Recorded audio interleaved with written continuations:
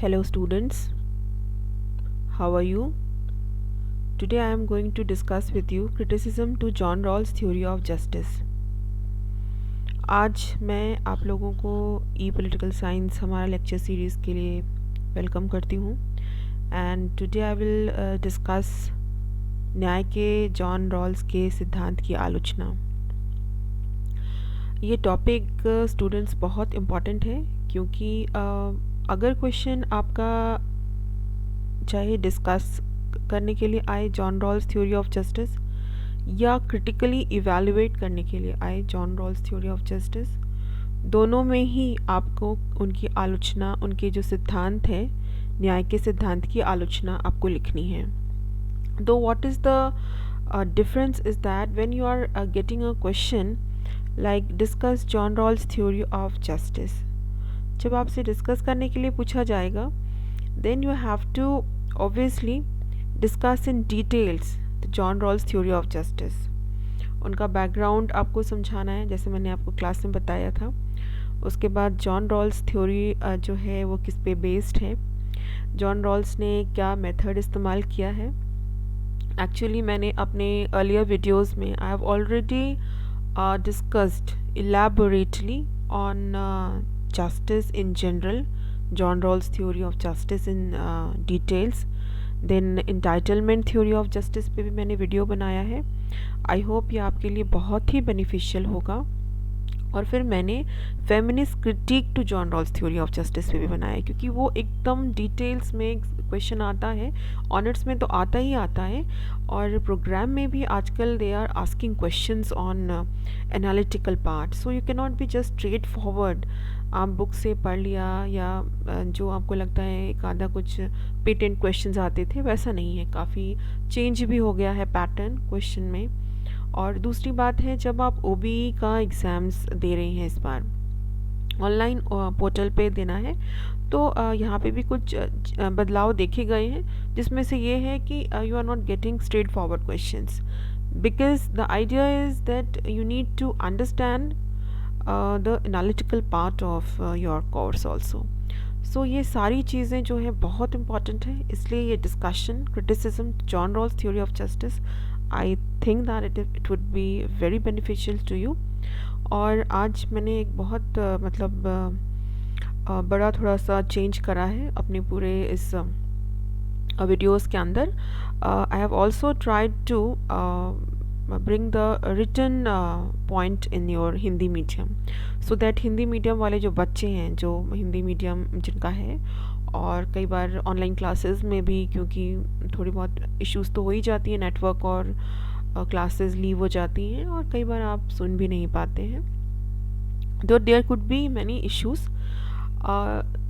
उसके बावजूद भी मैंने कोशिश की है कि ये आपके साथ शेयर किया जाए कि मैं इसको हिंदी में भी करूं, और इस हो सकता है कि इस प्रयास से आपको बेनिफिट हो।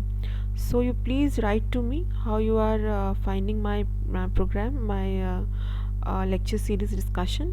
सो girls, I welcome you to my ePolitical Science channel, and so let's begin with today's discussion on criticism of John Rawls theory. So मेरी स्लाइड में आपको दिख रहा होगा, जो पहला मैंने क्रिटिसिज्म डिस्कस किया है वो है सीबी मैकफर्सन का। CB Macpherson he criticises his theory when he says that it is not universal but it rationalises liberal values and beliefs. अब यहाँ पे मैंने हिंदी में भी उनकी आलोचना लिखी है। सीबी मैकफर्सन कहते हैं कि जॉन रॉल्स की जो थ्योरी ऑफ जस्टिस है उनके सिद्धांत की आलोचना करते हुए कहते हैं कि यह सार्वभौमिक नहीं है, लेकिन यह उदारवादी मूल्यों और मान्यताओं को तर्कसंगत बनाता है।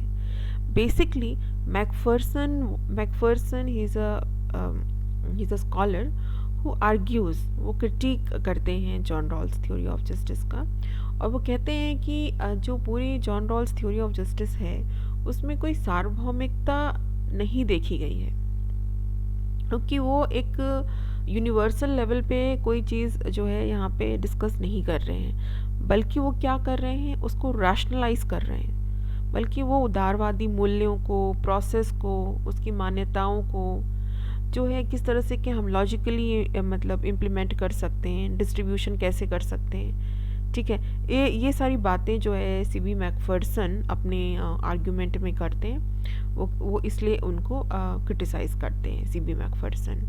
और उनकी बुक भी आप देख सकते हो कि किसमें उन्होंने जॉन रॉल्स की थ्योरी ऑफ जस्टिस को क्रिटिसाइज़ किया है, उसका भी आप नाम लिख सकते हो। If you want I can tell you the name, that is the democratic theory essays in retrieval, ठीक है। उस पर उन्होंने इसकी आलोचना की है। दूसरी आलोचना जो आती है वो है libertarians. Libertarians they argue that Rawls has sacrificed liberty for the sake of equality.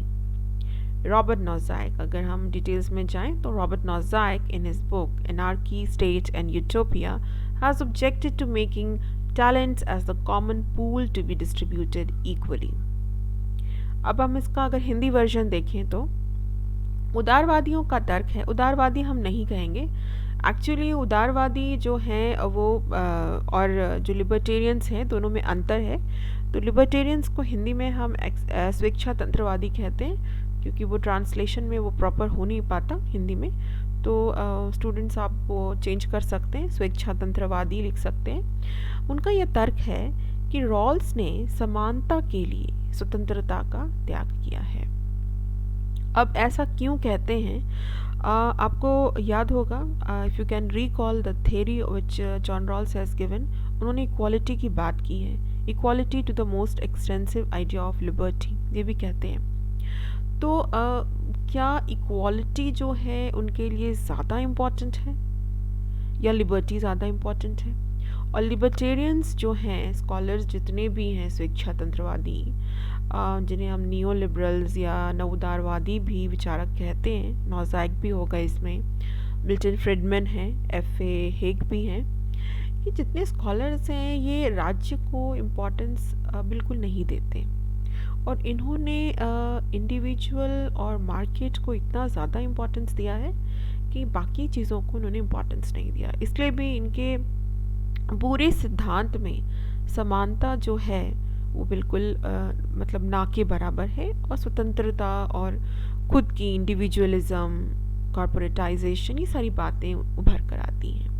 अब यहाँ पे रॉबर्ट नॉज़ाइक अपनी पुस्तक में कहते हैं, स्टेट एंड यूटोपिया में, समान रूप से वितरित किए जाने वाले सामान्य पूल के रूप में प्रतिभा बनाने पर उनकी आपत्ति है। वो ये कहते हैं कि अगर हम सबको समान बना दें और टैलेंट्स हम कॉमनली डिस्ट्रीब्यूट करें, तो क्या जो ज़्यादा टैलेंटेड हैं उनके साथ ही फिर ये अन्याय नहीं होगा? ये जो आइडिया है या स्कूल ऑफ थॉट है लिबर्टेरियंस का, और इनके जो आर्ग्यूमेंट है ये बेटर और अच्छी तरीके से समझ सकते हैं जब हम न्यू लिबरलिज्म का आइडिया हमने समझा है। और बहुत हद तक ये प्रोसीजरल आइडिया ऑफ जस्टिस भी है, क्योंकि प्रोसीजरल आइडिया इस पे फोकस ज़्यादा करता है कि जो चीज़ें हैं वो कैसे है उस पर मतलब फोकस किया जाए, रादर देन कि क्या होना चाहिए, मूल्यों पर, समानता पर, समान अवसर पर, जिस तरह से जॉन रॉल्स ने डिस्कस किया है उस तरह से लिबर्टेरियंस ने डिस्कस नहीं किया है। तो क्योंकि आलोचनाएं कई बार स्टूडेंट समझ में नहीं आता, हम रिलेट नहीं कर पाते थ्योरी के साथ, क्योंकि आलोचनाएं जो स्कॉलर्स आलोचनाएं करते हैं अपनी, वो इसलिए आलोचनाएं करते हैं क्योंकि उन्होंने उनकी थ्योरी को अच्छी तरीके से समझा है। थ्योरी ऑफ जस्टिस 1971 में पब्लिश हुई थी जॉन रॉल्स की, और जॉन रॉल्स ने मतलब इतने खूबसूरती से न्याय के सिद्धांत की चर्चा की है, और उन्होंने उसमें प्रोसेस का आइडिया, उन्होंने उसमें सब्सटेंस का आइडिया, दोनों ही उसमें उनका एसिमिलेशन दिखता है। बट जहाँ भी फ्लॉज हैं और जहाँ भी रिव्यू करने की ज़रूरत है, या जिस पॉइंट ऑफ व्यू से, क्योंकि कोई भी एक थिंकर हर एक पॉइंट ऑफ व्यू से अपनी थ्योरी, क्योंकि उसकी आइडियोलॉजी डिफरेंट होती है। तो स्टूडेंट्स हमने देखा सीबी मैकफर्सन, लिबर्टेरियंस दोनों ही उनको आलोचना उनकी करते हैं। अब next we come to the idea of communitarians. अब communitarians, they object to the idea that individuals away from their social, economic and cultural context can make choices. since the Rawlsian veil of ignorance keeps individuals out of a real social context, how the choices they make can ever be relevant in an actual social context. This is the basic idea that the communitarians they are giving, and they object to John Rawls theory of justice. वो कहते हैं कि जो individual हैं अगर वो अपने social economic और कल्चरल कॉन्टेक्स्ट के बियॉन्ड या उससे परे कोई चॉइस बनाते हैं तो वो चॉइस कितना रेलेवेंट होगा. और क्योंकि उसमें कोई सोशल कॉन्टेक्स्ट नहीं होगा, क्योंकि वेल ऑफ इग्नोरेंस में जब हम अज्ञान के पर्दे में हमें पता ही नहीं कि हमारा जो रियल सामाजिक संदर्भ है वो क्या है, हम कितने मार्जिनलाइज हैं, हम कितने ज़्यादा जो है हमें अपॉर्चुनिटीज़ मिली हैं, हम डिप्राइव्ड हैं या हम फैसिलिटेट किया जा रहा है हमें, इन दोनों ही चीज़ों में हमें अंतर करना बहुत मुश्किल हो जाता है.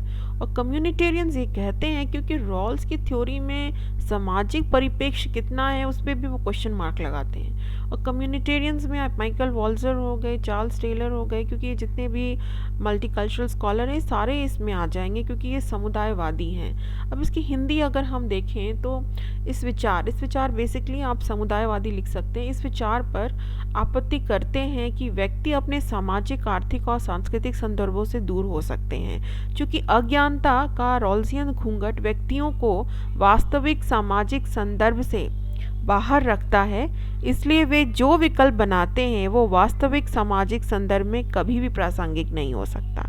उदाहरण हम देख सकते हैं माइकल वॉल्जर का. तो basically we see communitarians are also critiquing John Rawls' theory of justice. Then we are moving to the Marxist idea. Marxists, they argue that there is no analysis in terms of class relations and the patterns of ownership of private property, and the factor of economic determinism is also missing in his theory. Basically जो मार्क्सवादी आलोचक हैं उनका यह तर्क है कि वर्ग संबंधों और निजी संपत्ति के स्वामित्व के पैटर्न के संदर्भ में पूरे मार्क्सवादी पूरे जो जॉन रॉल्स की थ्योरी है उसमें कोई भी विश्लेषण नहीं है, क्योंकि वो एक आर्थिक पक्ष पे बहुत ज़्यादा बोल नहीं रहे. वो ज़्यादातर जो बोल रहे हैं वो प्रोसेस के संदर्भ में बोल रहे हैं, डिस्ट्रीब्यूशन के संदर्भ में बोल रहे हैं, वितरण कैसे होना चाहिए. और बहुत हद तक सोशल कॉन्टेक्स्ट तो है उनकी थ्योरी के अंदर, क्योंकि वो जो है लीस्ट एडवांटेज की बात करते हैं. ये बातें हमें समझने भी ज़रूरत है.